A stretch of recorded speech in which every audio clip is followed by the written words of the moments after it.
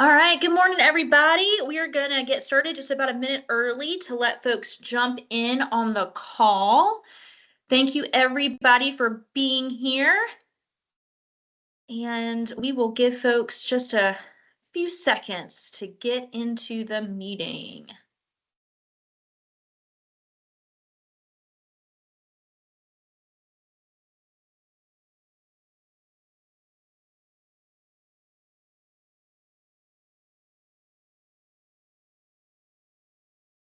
And as we are waiting, I am going to put some polls out there on the screen for you guys. I would love for y'all to fill these out just to give us a little bit of information about who we've got out there, and also some of information about some of the services that you guys already have available to you in your workplaces.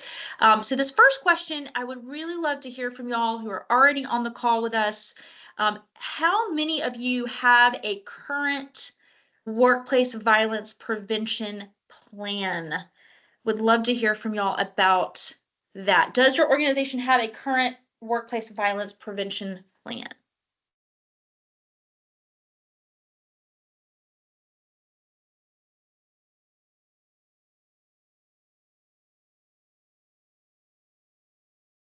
All right, let's see. We've got folks who are doing this. Okay, this is very interesting. I don't know if I can see the results, so let me read those out in case y'all can't see it. We've got about 50-50 yes and no, which is interesting for our time together today. A little bit more actually are now reporting that they do not have a formal prevention plan. Interesting. Okay. All right, the other poll that I want to put out there really quickly before we jump right in, as people are still hopping on, is this question about training, because we're going to be talking about that today. Does your organization offer training around workplace violence? That could be training around workplace violence prevention or even active shooter training specifically. So would love to have y'all's responses to this as folks are hopping on. Okay, well, good. Okay, so we've got 60% of folks are saying yes, which is great.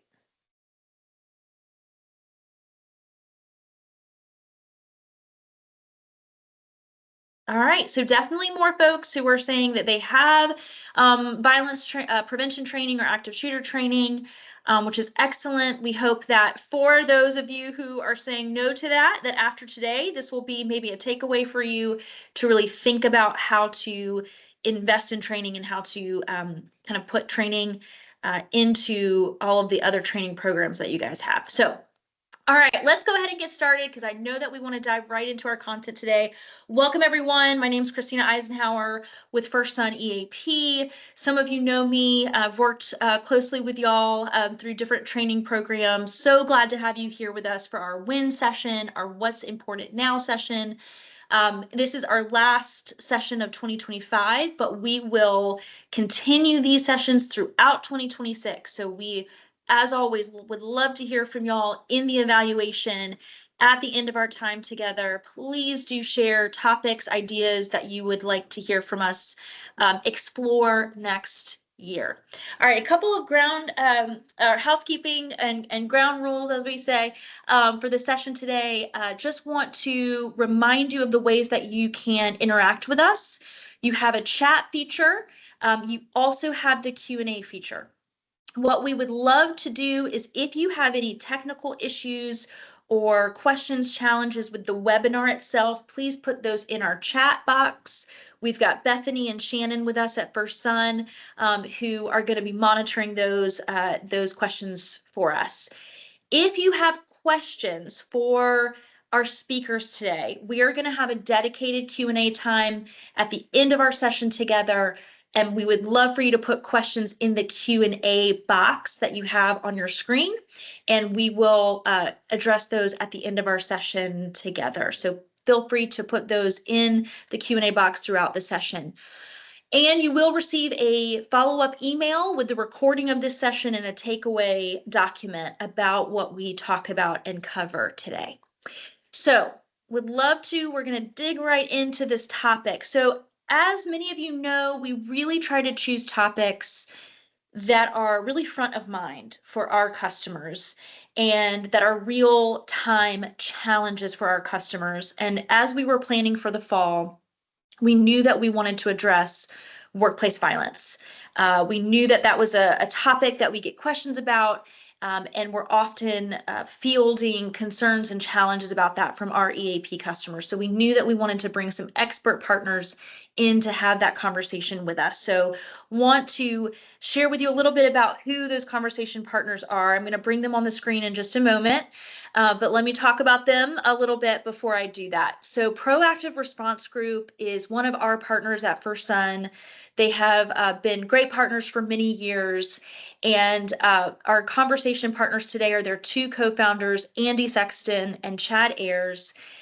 They are passionate about this, and I know that that will come through in our time with them together today. Both Andy and Chad were officers with the Greenville County Sheriff's Department for many years. Both of them had experience, including on the SWAT team there, and both of them received the Medal of Valor for excellent police work in their time there. And at some point, they became really passionate about curriculum and training, and especially training around workplace violence prevention and response. And so we knew that they would be the best partners for us to have a conversation with today. So I am going to bring them on the screen now. Let's see. There you go. Hey, guys. Good morning. Thank you for being here. And so I want to start out by asking you guys kind of, I think, the first question that most people have on their minds when we talk about workplace violence, which is, what is the current landscape of workplace violence right now in the US? And I know that on your website, you have kind of a ticker of incidents that are happening, but would love to hear from y'all about kind of what we know now about statistics around the frequency of workplace violence, what that looks like today for us. Sure. So for the past few years, it's been at all-time record highs. According to the FBI report for 2024 numbers that was released this year, the actual numbers came down just a little bit. And studying that and looking at it, honestly, we feel like that's because more companies, just like we're shown in the poll here, are actually taking training more seriously. And so where we had a spike just after COVID in the first few years after that, we saw an increase in training, and now we're seeing some of those numbers coming down. Now, those of you listening to me right now may not believe me after the last couple of weeks that we've seen. 2025 is probably going to be a little bit different than 2024, just based on what we've seen out there going on. But we're continuing to see pretty high levels of workplace violence and stress in the workplace that's kind of leading to that violence, whether it is something you see on the news as far as a shooting or just threats or maybe physical violence and assaults like that. Those are all in the increase currently, just with everything going on. Yeah, and that actually leads me to a question too, because I think, like you mentioned, kind of the news and what we hear about, and I think sometimes it's easy to, we're hearing about violence, but in all kinds of settings, and that doesn't necessarily mean workplace. So is there a certain definition for those statistics of what workplace violence, what are the kind of criteria for that to be considered a workplace violent event? So it depends on who's gathering that data. If you're looking at the Bureau of Labor Statistics, their definition is slightly different than the FBI or certain state agencies that are gathering that information. So I just caution you to figure out who you're getting that data from. In general, what we're looking at there is a combination of all of those things, that it's taking places where people are providing a service, creating a product, selling something. Those are our workplaces that we're looking at from our standpoint, to make sure that it's not just random acts in public or acts at somebody's house who doubled as a workplace or something like that. So we're careful in how we get that to make sure that it's real workplaces. People are going there, clocking in, doing a job, providing a service, and then clocking out and heading home. Absolutely. Okay. Thank you for that. So what I really want to dive in with y'all today is the way that y'all approach your work. And I know that we've talked about this in conversations before, but that your goal is really to empower workplaces to feel prepared. for these incidents. Many of us, our first instinct might be to avoid having these conversations. If we avoid it, it may not happen, and we know that that's not how that works. But you really seek to empower people. And so I want to talk about sort of the three pathways or the ways that you approach your work, and kind of three words that y'all use in your work: recognize, respond, survive. And so my first question is around that recognize category. And I know I've shared this with y'all, but one of the many requests that we get for training is around de-escalation, especially for public facing employees who are dealing with the public, especially our cities and counties, and that being a preventative measure. So I would love for you guys to tell us a little bit about why is workplace violence prevention so important and the services that you offer there. I think in 2025, Andy and you guys just kind of discussed the rise that we've seen in workplace violence across this country. I think it's fair to say that in 2025, I say it all the time, this is no longer a topic we can just brush under the table and say, this is just not a topic we want to breach in our workplace. People may make them feel uneasy. They may think that there's, a threat in the current environment there. But the fact of the matter is, like Andy said, other than, last year we did see the numbers go down, but starting in 2020, 2021, I mean, we saw 53% increase in active shooter events. And after 2020 is when the Department of Labor said workplace violence is higher now than it's ever been, ever. And so I think a lot of times what Andy and I see is, and we'll probably dive more into this, but obviously organizations take a reactive approach on the topic. We were just talking about, hey, look, the last several weeks across this country and the variety of attacks we've seen, whether it's at businesses or houses of worship or assassinations on political figures or political influencers. I mean, it feels like everything's just hit really all at once. And so we don't believe in taking a reactive approach on this, or what I call check the box. I'll be honest. I'm looking here. So 62% say they have training on active shooter response to workplace violence. My question, I think another poll would be to ask was, what do you consider training? Are you saying that your 6-minute video that you pulled off of YouTube is training? I think any of us would admit that is not training. That does not prepare you for a person in a serious mental health crisis walking around committing mass murder. We have to get out of this mindset of just saying, we're just going to check a box to say we did something, and start truly evaluating, are we providing valuable, effective training? Are we investing into the lives of our employees? Or are we just checking a box saying the chances are small? You're right, the chances are small, but we all owe it to our team, our coworkers, to make sure they are, that word, empowered and prepared and have effective response.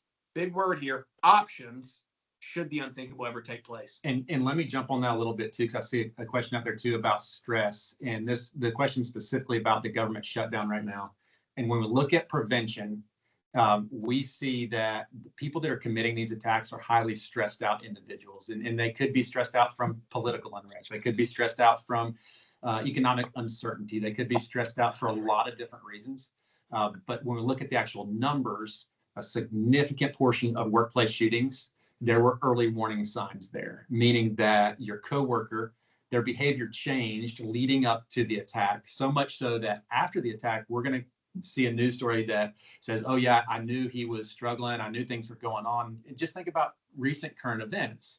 It comes out afterwards that we saw these things weeks ahead of time, but we didn't understand what those behaviors were, what they meant, and then within our organization, what should we have done with that information? And now some of those things are out of our control. Sometimes reports are made and nothing is done. But what are the behaviors we should be looking for internally? How do we report them, and how do we follow through with it? And one of the main goals in that piece of the training is to reduce stress, whether it's from a government shutdown or other things going on. We want to bring those stress levels down within our workplaces, not only from a violence prevention standpoint, but from an effectiveness standpoint. Productivity goes up when we're less stressed out. So it's a bigger impact than just preventing violence if we get ahead of the game. And Andy, why don't you just I think now's a great time leading into, why don't you tell them just maybe a few of those early warning signs that we see that are dismissed.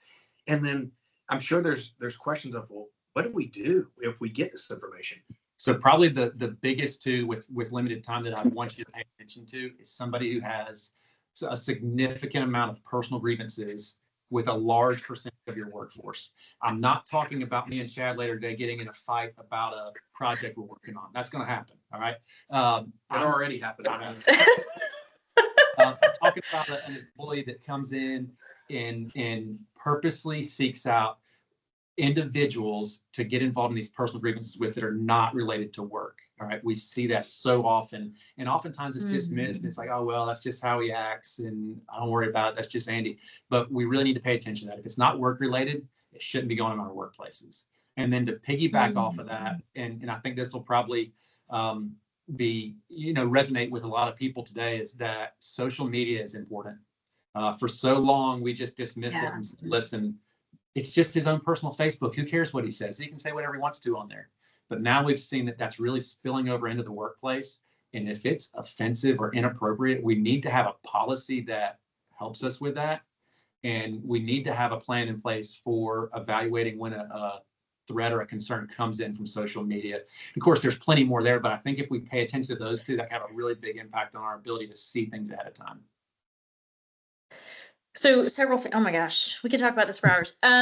So a couple things that I want to highlight there. I love that. I remember someone, and it may have been y'all, a training I attended that, called those folks like grievance collectors, like the folks who just, any interaction, now there's a grievance attached to it. And like, that is a high risk. But a couple things that I want to make sure to highlight, and this is one of the reasons that I think, years ago that First Sun and PRG even got connected, was because First Sun can support on the stress reduction side of that, right? So if you have an employee who's under stress, personal or workplace related, they have those services. But one of the other thing I wanted to make sure to say to folks is, remember that you have, if you're an EAP customer with First Sun, you have access to our risk management team who can talk with you and consult with you about somebody that you might be concerned about. We have a partner that does psychological fitness for duties. So like, if there is a threat, that's made and they don't want to terminate, there's a process perhaps. Uh-oh. The auto lights went off.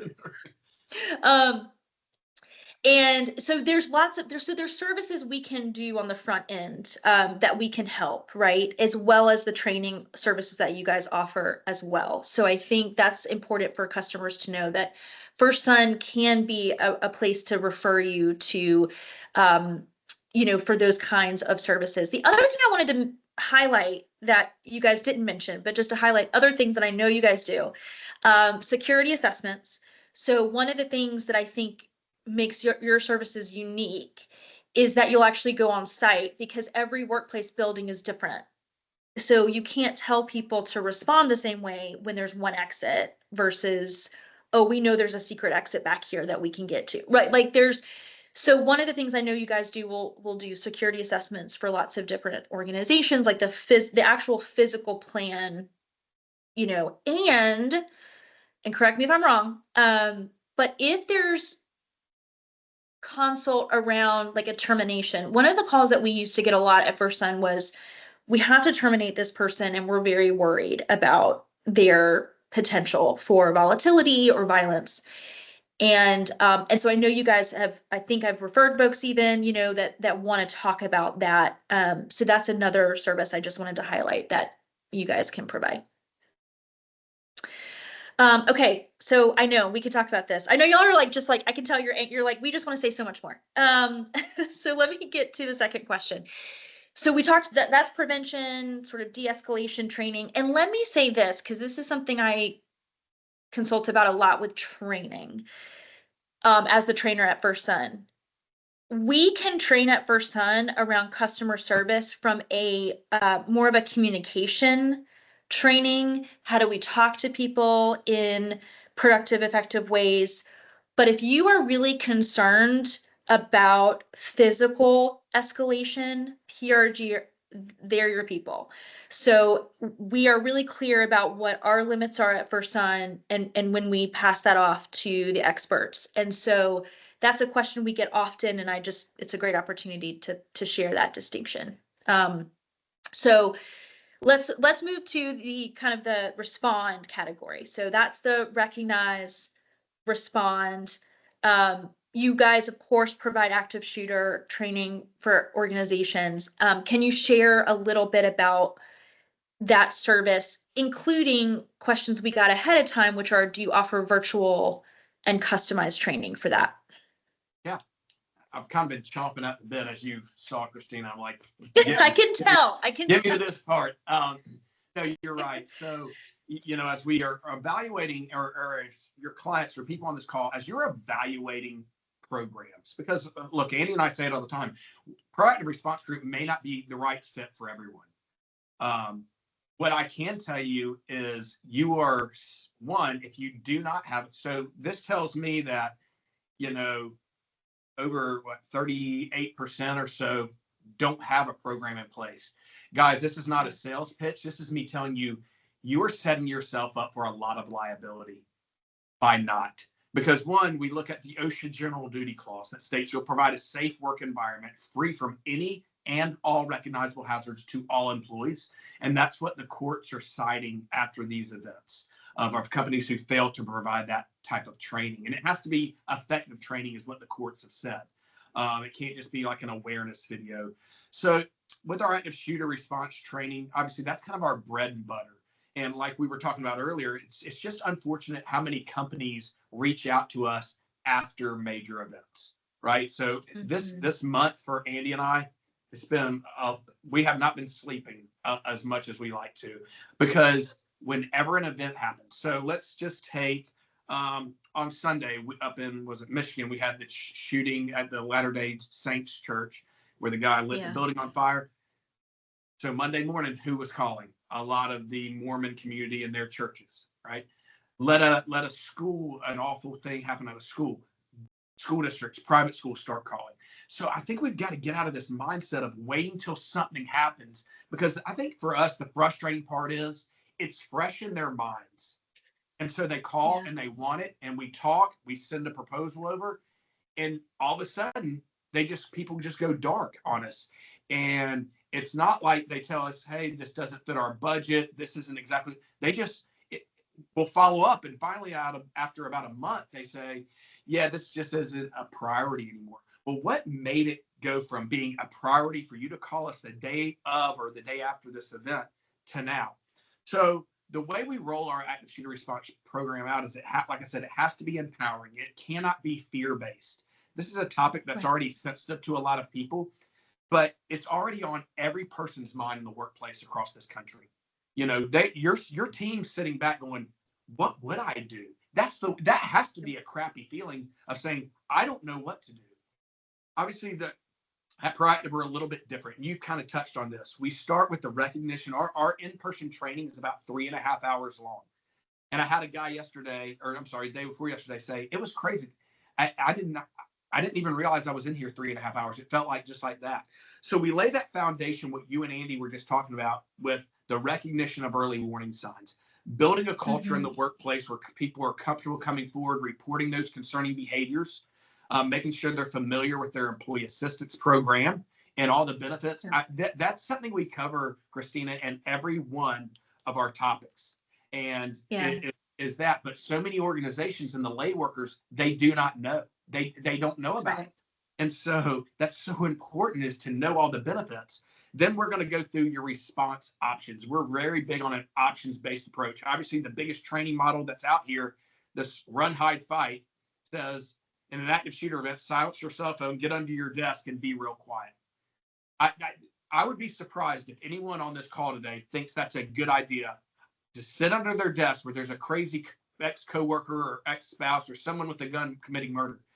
Yeah, at that point, you've given up all hope. So we're big on an options-based approach. Get away if you can. If you can't, we shut, we lock, we barricade, but we are always ready to fight. It's not we go in a certain order and we don't fight as a last resort. You fight when your life depends on it. And the great thing about Proactive Response Group, everything we do is all hands-on and tailored to that workforce. Great. Yeah, absolutely. And I think I'm so glad you said that, because I think when I first attended, and it was not with y'all, when I first attended an active shooter training, it was what were those three? Run, hide, fight. Were those the three kind of, is that sort of the typical process? And I do want to again say that, because I think our first instinct, maybe, as humans, is to, well, if I'm just really quiet, something's, they're not going to notice, or that's the only way. But I think the most important thing I learned from active shooter training over the years is what you're saying, Chad, which is you have to be prepared to fight. And it's hard to say that, because it's not what we typically, when we go to work, we're not thinking that's something we're going to have to do. But if we are in a life-threatening situation, and y'all probably do this in your trainings, where it's like you grab whatever you have that's potentially something you can use, right, to fight. So I think that's actually really, I mean, it's hard to hear, but it's going back to that word empowering, that giving permission. I think sometimes we need permission to respond in kind, in that way of like a physical response we might have to do. And that's hard to hear sometimes. But My question is this: it is, but what's the other option? If I'm like, I've given up all hope sitting under my desk at this point, I'm playing hide and go seek with a crazy person with a gun, hoping they don't find me. I'm going home to see my family at the end of the day. And if that means I tell people all the time, you've got to be crazier than that gunman that day. yeah. Yeah. Okay, so let's get to the survive part, right? So we want to be able to survive. And I think one of the things that when we started working together, one of the things that I noticed about y'all's services that I didn't see with other workplace violence programs is they didn't have this survive section. And y'all have this phrase that I love. You are your own first responder. I love that, because I think, again, this whole idea of being tasked with the knowledge, with the information, to feel equipped in those moments. Because again, I think people could easily think, I'm not a paramedic, I'm not a nurse, I don't know how to stop bleeding. I don't know how to, take care of the person beside me that's been injured. So y'all do training around that. So could y'all share a little bit about those services that you offer?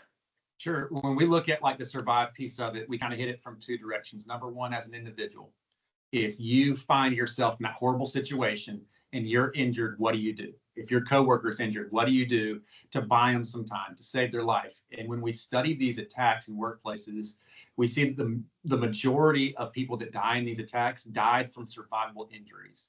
What that means is that they weren't shot in the head and immediately died. They bled out and died, or they had a chest injury that they could have survived, but nobody knew how to help them to get them to the hospital. So in all of our classes, we go through how to use tourniquets for extremities, how to pack wounds in your junctional areas, how to use chest seals. And that comes from the Hartford Consensus, which is a group of professionals that get together on a regular basis and study the people that die in these attacks, and then provide guidance on how to bridge that gap a little bit. And that's bigger than just an active shooter event, actually. And you can check out our website. There's some save stories on there from people that have been saved in car accidents, boating accidents, industrial accidents, recently a four-wheeler accident. And their employer was the one who invested in the training, but they used the training to save a life outside of work. So it's bigger than just what you could do at work. And then from like an organizational standpoint too, almost everybody we talk to has neglected to think about what will happen afterwards. And they think that the moment that the shooting stops, they're going to clean a few things up and get right back to work. But they haven't considered who's going to be doing the work, because your average employee is not coming back right away. Some of them are never coming back. Some of them are coming back and they're going to be 25% as productive as they were when they left. And then they're going to leave in 6 months anyway. So we haven't considered that. Who's going to be doing the work for us? Where are we going to be doing it? Some places are shut down for an extended period of time, weeks, months, years. And then some places never reopen. They're torn down because we realize nobody will come in there. So as an organization, how do we survive long term? And what plans do we have in place ahead of time to make sure that that's going to happen? How do we continue to provide our service to whoever our customers are in whatever industry we're in there? And so it's bigger than just that bleeding control stuff. That stuff's huge. But as an organization, how do you survive? Well, and I think too, Andy, you bring up a good point, and Christina kind of touched on it at the beginning. In a sense, it's crisis management, right? Because nobody thinks about, some of our attendees today, are in buildings that have 1,000 employees. But even if you only have 15 employees, imagine if this happens, right? Questions we got to start asking: who's going to the hospital to meet with the families as a representative? Who's going to be at the command post with the sheriff's office? Who's talking to the media? Who's at the reunification site for the people who made it away? Who's coordinating counseling? There's so much more that goes on afterwards that organizations don't think about. And I'm telling you, you cannot wait till the day the smoke is starting to settle to try to determine that. Yeah, and it sounds like too, what y'all would recommend is that a lot of that stuff be sort of decided before in a preventative, proactive way, right? Like that we already have who talks to the media about anything, right? So whatever comes up, so you have a plan so that you're not in the middle of a crisis yourself, right? Because even leaders and managers, while they're also taking care of their employees, they've also experienced this thing. So they're also in crisis themselves. And it's much easier if you have a plan to go by than to try to figure that out, in the heat of that moment. And I'm really glad that y'all mentioned kind of that post response, because that's another way that First Sun can be supportive. We have disruptive event management services, or what we used to call critical incident response.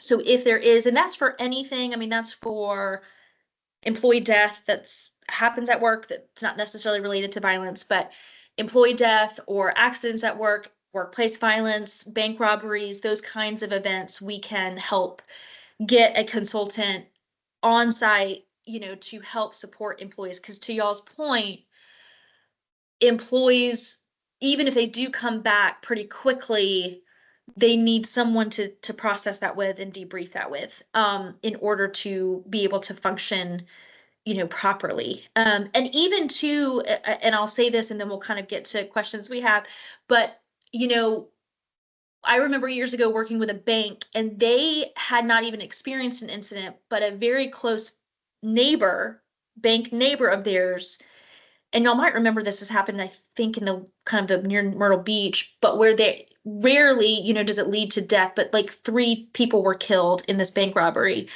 And so the nearby banks who hadn't even experienced it directly were struggling, with fear and I don't want to come to work and what are we going to do? So even if it doesn't happen directly to your workplace, when it happens that closely, it can create a lot of stress and anxiety. All right, let's see. Bethany, do we have, and I encourage you guys to continue to put your questions in the Q&A. We also have some that we got ahead of time, if we need to use. But Bethany, do we have any questions? Yes, we've gotten a couple. So we're planning on doing this already, Christina, but would you go ahead and put the website with the ticker of events in the chat so people can access that? There it is. Love. Not just And then I love this question. I'm just going to read it and then also add a little something to it. We serve a lot of municipalities. So I think this is a question that a lot of people have. Annie Evans said, I appreciate the fact that employees' social media is important to keep track of, but what suggestions do you have for your government customers as we have different responsibilities and restrictions on free speech than that of private industries? And I would also just add to that, are there any other special considerations that you guys could talk about for our government customers? Sure. So as far as free speech, some speech is not protected. So we're not allowed to just go around threatening people. So obviously we would want to just do, even for government customers, what we would want you to do is to evaluate your policy as far as for your employees. What does that policy say? And make sure that you clearly enforce that should somebody violate it. for people that you might be serving in one way or another. I don't know exactly how all of you are related to the government, but whoever it is that's coming into your sites, or whoever your customers are, monitor their social media too and use it as a tool, not necessarily to seek criminal charges or anything like that, but to know more information about who it is that you're dealing with. We work a lot in like public utilities, and where there's somebody coming in to pay a bill. So in that instance, and again, I don't know every government customer on there, but so if you've got these people that are coming in and maybe they're irate about something, use their social media to investigate them, see what piece of the puzzle we can put together, not as some kind of tool to get them arrested or stop serving them in any way, but as a tool so that you know what you're dealing with there. So know your policy, enforce it internally, and then externally use it as a tool. Don't limit. I would never want to limit somebody's right to free speech or any other constitutional right for that matter, but use it as a tool. Yes, and I'm I'm glad you said that, because a lot of the trainings that I get for customer service are exactly what you just said. It's people coming in to pay bills. And that's the training. And I think, Chad and Andy, we've talked about this, but what I'm hearing is that a lot of the public